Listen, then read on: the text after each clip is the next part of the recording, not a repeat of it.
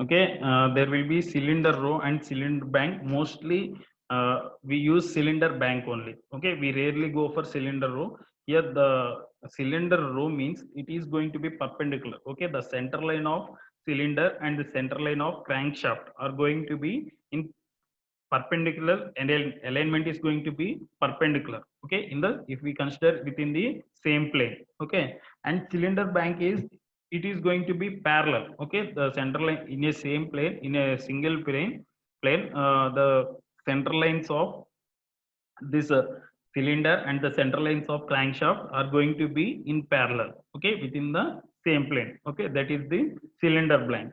Okay, under these we have several classifications. Very much important classifications are inline engines. Okay, V engine, that means V type of engine, as we discussed earlier. uh, and also opposed cylinder engine, opposed piston engine, radial engine, X type engine, H type engine, U type engine, and delta type engine. Okay, see here, these are, okay, see, these are the several classifications depending upon the type of arrangement. Okay, this is one inline cylinder arrangement. Okay, it is the which I have shown, all these are depending upon the cylinder bank, mostly on the cylinder bank only. Okay, that means the center lines of these pistons, okay, or cylinder lines of these cylinders, center lines of these cylinders and center lines of the crankshaft are going to be in parallel. They are going to be aligned in a parallel. If we have taken a plane, okay, on a single plane, these are going to be parallel. Okay, inline engines. Okay, for suppose we have two this comes under multi-cylinder engines. Okay, if you have more than one cylinder, these are several types of arrangements we have. Mostly for multi-cylinder engines only we are going to arrange. Okay, in different ways. Okay, one of it is inline engine. Okay, in inline engine, see, on a single crankshaft there will be several cylinders. Okay, see, there will be several cylinders inline. Okay, here the one, here one cylinder is there, here one cylinder is there, here one cylinder is there, here one cylinder is there. Okay, to all this, okay, a common crankshaft will be there. Okay, a common crankshaft will be there. Okay, keep in mind that a common crankshaft is going to be run on these four cylinders. Okay, that means they are going to be in inline. Okay, if there are four cylinders, parallel to that there will be one crankshaft, and all these crankshaft or okay, to this crankshaft, all the connecting rods are going to be attached. Okay, all the connecting rods are going to be attached to the single crankshaft. Okay, that is the inline cylinder. Okay, next coming to the um, next what we have discussed, V type. Okay, see, we have two cylinder banks here. Okay, two cylinder banks, this is one cylinder bank and this is another cylinder bank. Okay, and here also we are going to use only one crankshaft, but two pistons or two cylinder arrangements we are going to use. Okay, this is one cylinder arrangement, that means beneath that we are going to have two or three cylinders in this line. Okay, on in this line we are going to have two or three cylinders. Okay, so two cylinder bank, here one cylinder bank is there and here another cylinder bank is there, and they are going to be in the uh, they are going to be on the single crankshaft. Okay, all these are going to be rested on the single crankshaft. That means all these connecting rods are connected to only one crankshaft. Okay, all these cylinders or connecting rods are going to be connected to single crankshaft, but the alignment, okay, but the alignment is going to be in V shape, and here we are going to have two or three number of cylinders, and here also we are going to have two or three number of cylinders. That means this is one cylinder bank and this is another cylinder bank, and within this cylinder bank we have two or three cylinders, and within this cylinder bank we have two or three engines, totally consisting of four or six cylinders, and all these cylinders are connected to only one single shaft. Okay, one single crankshaft. Okay, that we call it as V type engine. Okay, next one is opposite cylinder engine. Okay, see here, there for opposite cylinder type, there will be two cylinders which are opposite to each other. Okay, but this is also running on the same one crankshaft. Okay, it is also going to run on the one crankshaft. Okay, see here, here we have one crankshaft, and depending on that these two cylinders are going to mount, but the how the arrangement is, it is going to be in opposite side. Okay, the two cylinder arrangements are going to be in opposite side. Okay, here opposite cylinder means here we can have two or three cylinders, here also we have two or three cylinders. Okay, but here within this we are going to connect all these cylinder connecting rods to a single shaft.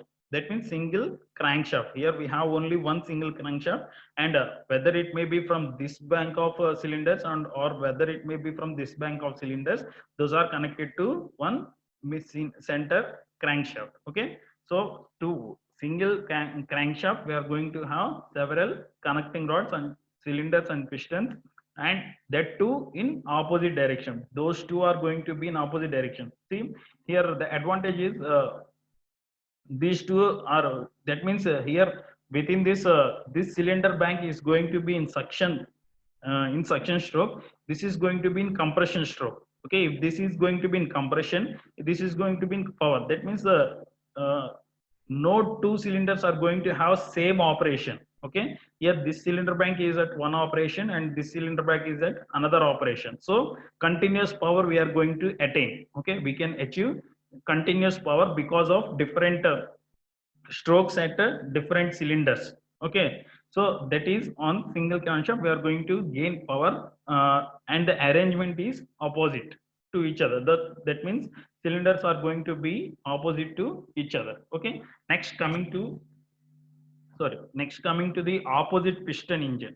Okay, opposite piston means here, see here, here we are going to have two crankshafts. Okay, in inline engine, V type engine, and opposed cylinder engine we have only single crankshaft. Okay, but here within this opposite piston we have two crankshafts. Okay, along with but it is going to have only one single cylinder. Okay, a cylinder is only one, but the pistons are two. Of course the pistons are two, but we have only one cylinder housing. Okay, see here, only one cylinder we have, but the pistons are going to be different, and also we have two crankshafts. Okay, see here, here one crankshaft is there, another crankshaft is this one. Two crankshaft will be there in the opposed piston type. Okay, so up to now inline V type and opposite cylinder having only single crankshaft on different, that means depending upon the alignment we have classified them. But here within this opposed piston engine we have two crankshaft, here one crankshaft and here another crankshaft, and only one cylinder housing. Okay, only one cylinder will be there for this, only one cylinder, and opposite and the pistons are arranged in opposite to each other. Okay, these two pistons are arranged opposite to each other. Okay, so two crankshaft will be there, and here also the process. Okay, the if it is this cylinder is going to perform, that means if this piston is going to perform suction, this cylinder is going to have to be in compression. That means here also we are going to get continuous power through different banks. Okay, so here we are using two crankshaft, and these two crankshafts are connected to single shaft which is going to convert that into mechanical work. Okay, to convert it into mechanical work we have to link it to the gearbox. Okay, while two crankshafts have to be in link with the gearbox. Okay, so two crankshaft will be there, and these two shafts are going to be in connection with the single gearbox. Okay, that is of opposite piston. Here we are going to use two crankshafts.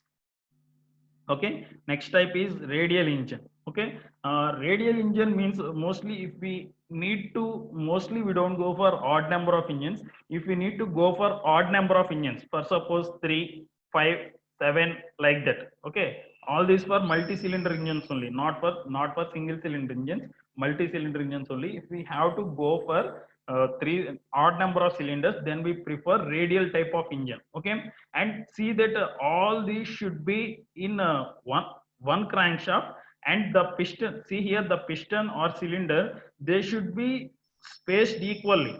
Okay, if there are 7 cylinders, then this space is going to be reduced. Okay, that means they are equally spaced.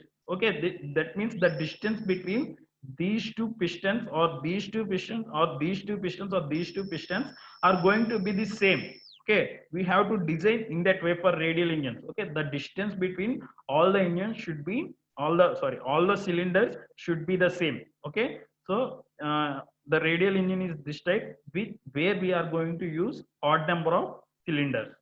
Okay, and that too, those should be equally spaced. Okay, the distance between any two cylinders between any two cylinders should be the same for the radial engines. Okay, next, coming to the X type engine. Okay, this is also for even number of engines. Only radial and the delta type we can here also the cylinder is going to be even. Only radial engine is going to be in arrangement for odd number of cylinders. Okay, only radial engine we are going to use odd number of cylinders. Okay, and next, coming to the X type engine. Okay, this is a X-type engine is nothing but another form of opposite cylinder engine. See here, this is one opposite cylinder engine and this is one opposite cylinder. That means X-type is nothing but a combination of two opposite cylinder engines. Okay, combination of two opposite cylinder engines, that we call it as X-type. Okay, but it will run on the same crankshaft. Okay, this will run on the crankshaft, but the number of cylinders are going to be vary. Okay, but this is of nothing but a modification of opposite cylinder type. Okay, this is one opposite cylinder type and this is one opposite cylinder type. Okay, it is just modification. X type is nothing but the modification of opposite X type is nothing but the modification of opposite cylinder type, but we are going to have two opposite cylinder types. Okay, two sets of opposite cylinder engines. Okay, next, coming to the H type engine. Okay, see here, this is of which is of H shape. Okay, if you briefly look into it, we can say that the symbol of H. Okay, and this is nothing but the modification of opposite piston type. Okay, see here, two opposite pistons are going to be there. Okay, so here, see here, we are going to use as like in opposite piston engine, we are going to use two crankshafts here. Okay, as in opposite piston engine we have used two crankshaft, and also in H type engine also, sorry, in also H type also we are going to use two opposite pistons. Okay, H type is nothing but modification of this modification of opposite piston type. Okay, two opposite piston are going to combine a H type engine. Okay, next one is U type engine. See here, this is another form of inline engine. Okay, but are consisting of two crankshafts here. Okay, see here, this is one crankshaft and this is one crankshaft, but here we are going to have one inline engine arrangement, and here we are going to have another inline engine arrangement. That means it is a modification of inline engine. Okay, but running on two crankshafts. Okay, here one cylinder bank is there and here one cylinder bank is there, but the advantage here is we are going to have one common housing. Okay, one common cylinder housing will be there for both the cylinder arrangements. We are going to have one common housing arrangement is there. Okay, that is nothing but a modification of this inline engine. Okay, this U cylinder is combination of two inline engines. Okay, arrangement. Okay, next, coming to the delta type. Okay, delta type is also of opposed piston type. Yeah, opposed piston type. See here, here we are going to have three crankshaft on six cylinders. That means a single cylinder housing. So See, this is of same opposed piston type. Okay. See here one crankshaft is there. Here one crankshaft is there. Here one crankshaft is there. And we have used single housing for two pistons. Okay. Or two single piston cylinder housing for two pistons. Here also single cylinder housing for two pistons. Here also two single cylinder housing for two pistons. Okay. Opposed piston type, this is also an opposed piston type, which is arranged in a delta shape.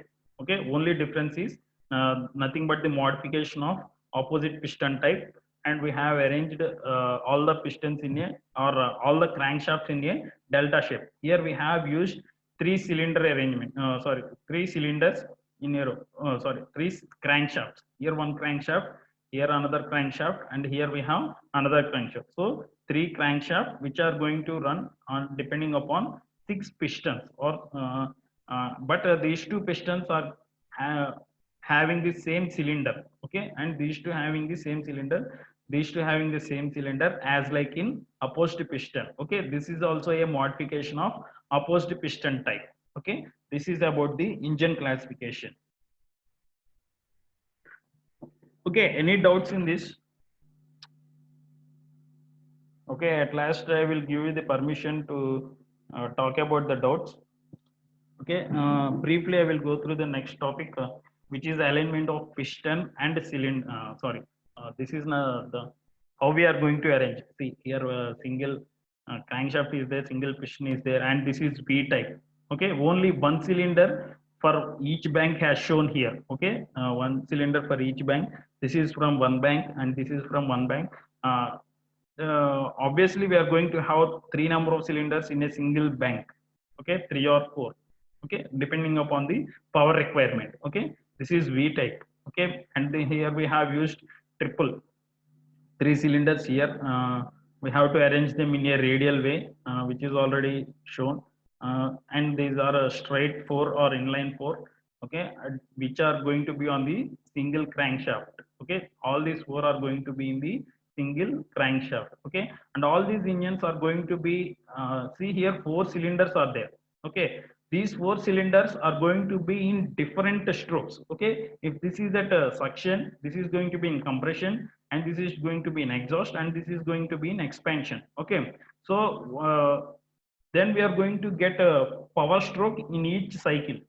Okay, that means continuously we are going to produce the power with the help of this inline engine. Okay, which are going to run on the single crankshaft. Okay, this is straight five cylinders we have to use here, and this is a V5. That means a three on one cylinder bank, and this is one cylinder bank, which are of two cylinders, two pistons. Nothing but here one cylinder bank is there, another cylinder bank is there, which are going to be on a single crankshaft. Okay, on this single crankshaft all these are going to be mounted. Okay, and this is V6. Okay, one cylinder bank is going to have three pistons or cylinders, and one cylinder bank is going to have three pistons. Okay, next V8. Okay, I already said if we have to use more than six cylinders, we mostly prefer V type engines.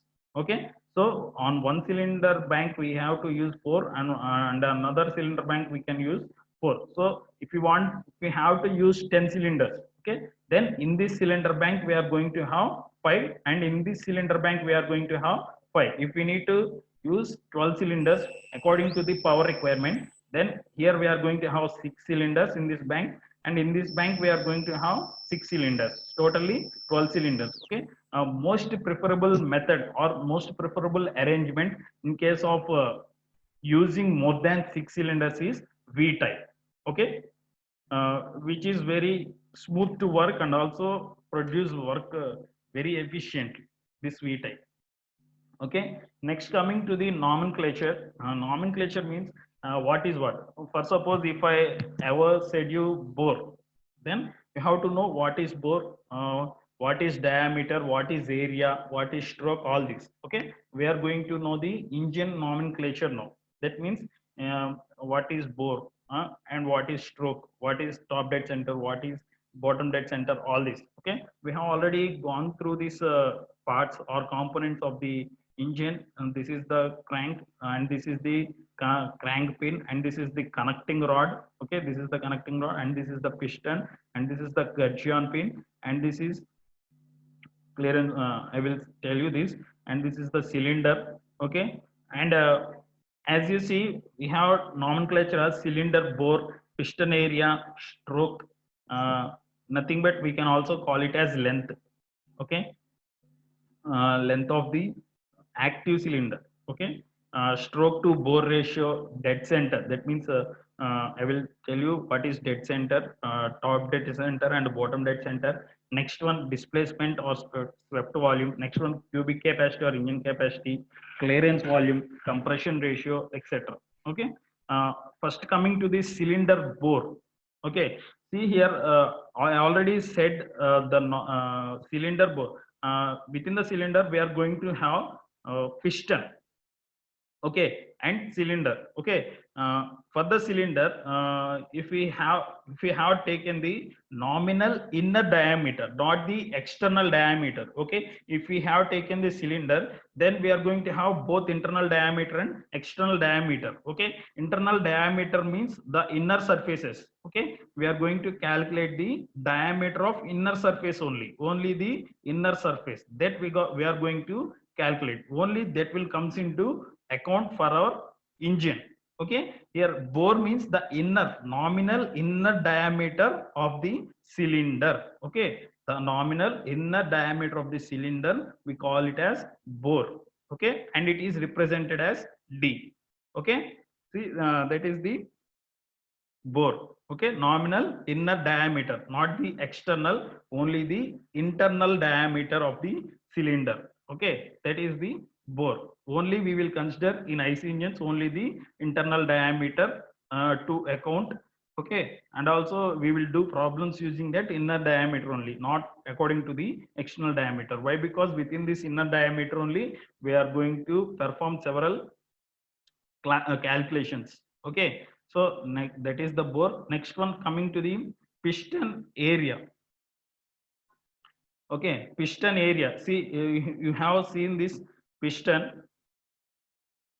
Okay, the area means, the area for a cylinder is nothing but pi by 4 d square. Okay, in accordance that means the area of this piston which is going to be in travel, that we call it as area. Okay, depending upon the diameter, the area will depend upon the diameter of the cylinder. Okay, whatever the diameter is there, depending upon the diameter, we are going to calculate the area for a piston. We can call it as area or piston area, and it is going to be represented with the A, and mostly it is going to be designated in centimeter square.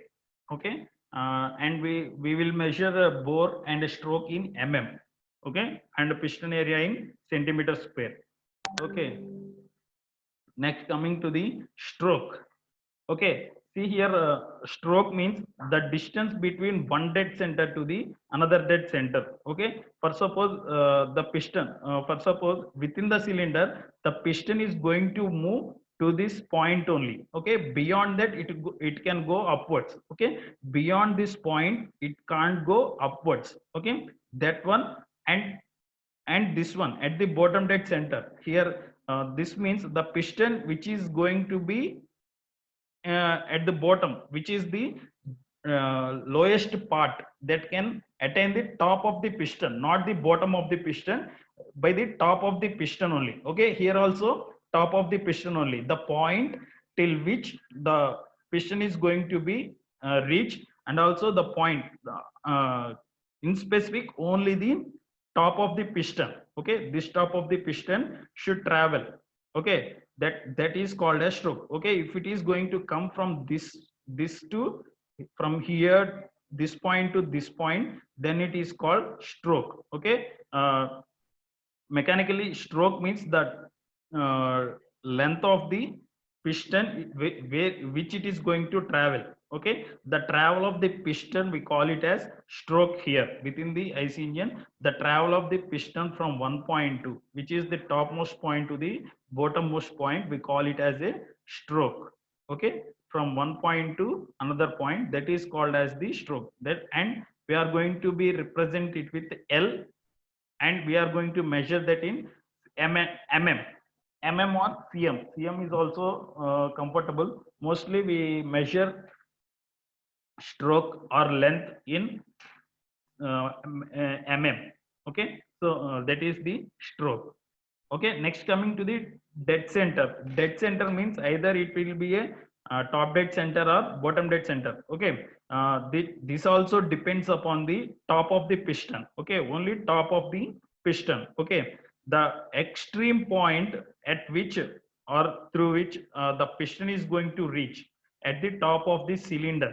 Okay, the extreme point to which the piston is going to travel at the top of the cylinder is known as top dead center. Okay, beyond that the piston is not going to come here. Okay, top dead center means it is top dead center only. Okay, beyond that point the piston doesn't come beyond that point. Okay, so here that is the that means at top we call it as top dead center, and at bottom we call it as top dead center. That means beyond this point it won't come down, and beyond this point it won't go upwards. Okay, so here top dead center means the the region where the piston is going to stop. Here also where the piston is going to stop or start. Here also where the piston is going to stop or start. Okay, this is stroke, top dead center, bottom dead center will purely depend upon the piston top surface. Okay, stroke means from one dead center, travel of piston from one dead center to another center. Okay, that is the stroke or stroke length.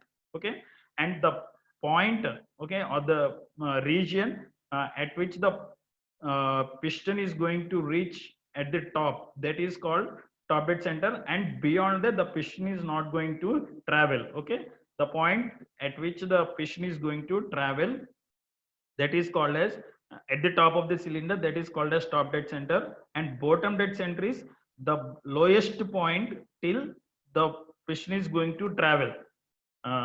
Here specifically the surface of the piston. Okay, surface of the piston, top surface of the piston is going to travel the lowest point of the cylinder, that is called bottom dead center. See, uh, now I think it, I hope it is clear that stroke means the length between top dead center and bottom dead center, or bottom dead center to TDC. That means BDC to TDC or TDC to BDC. The length is going to be the same. It doesn't differ. Okay, so that is the stroke or stroke length, and it is designated by letter L, and top dead center as TDC and bottom dead center as BDC. Top dead center means the point till the highest point till where the piston is going to reach. Okay, and the lowest point till where the piston is going to reach at the bottom of the cylinder. Okay, that is the bottom dead center. Okay, that is about the top dead center. And in these mostly we use vertical engines.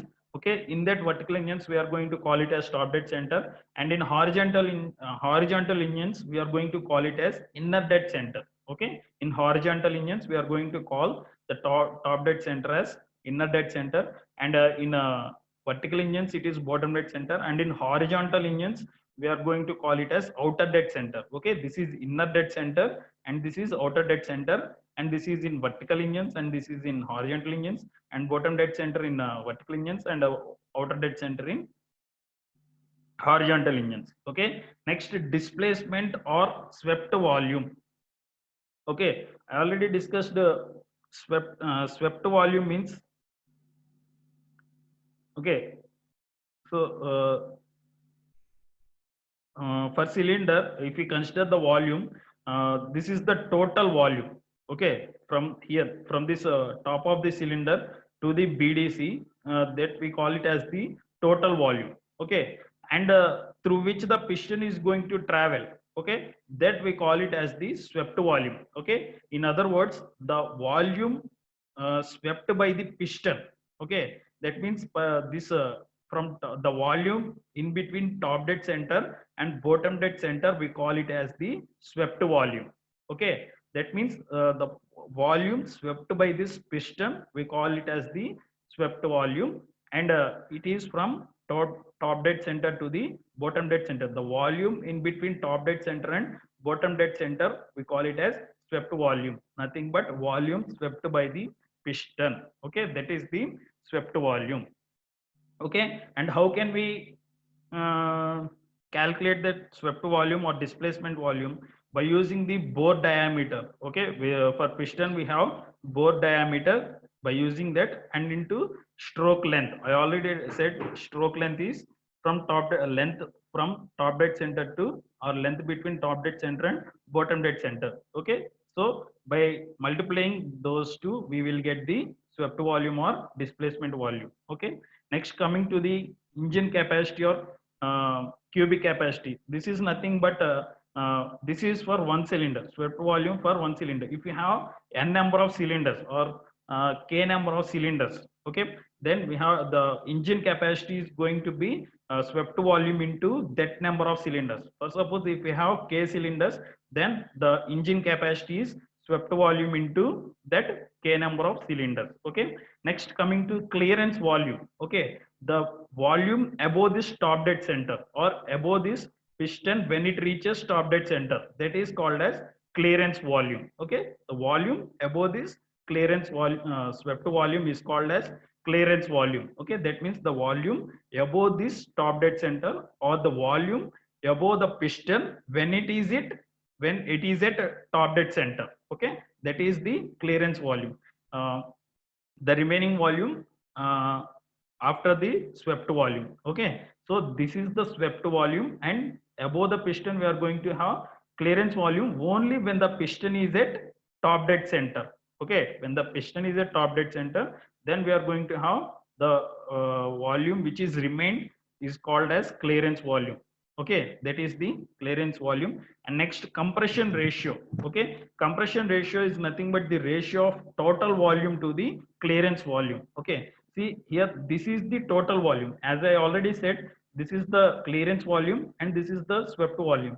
Both the combination of both this clearance volume and this swept volume is the total volume. Okay, now the compression ratio is nothing but this total volume to the clearance volume. Okay, see here, this total volume to this clearance volume. Okay, that ratio we call it as the compression ratio. Okay, compression ratio is very important point or very important characteristic while coming to the performance and efficiency. Okay, so keep in mind that and it is going to be designated with small r. Okay, or RC also we can designate. Okay, mostly in IC engines we call it as small r. Okay, here total volume means clearance volume plus swept volume, and it is by simple calculation we will get 1 plus swept volume by clearance volume. Okay, that is about the thing. Today I'm going to stop the session here now. Thank you for all of you for your cooperation.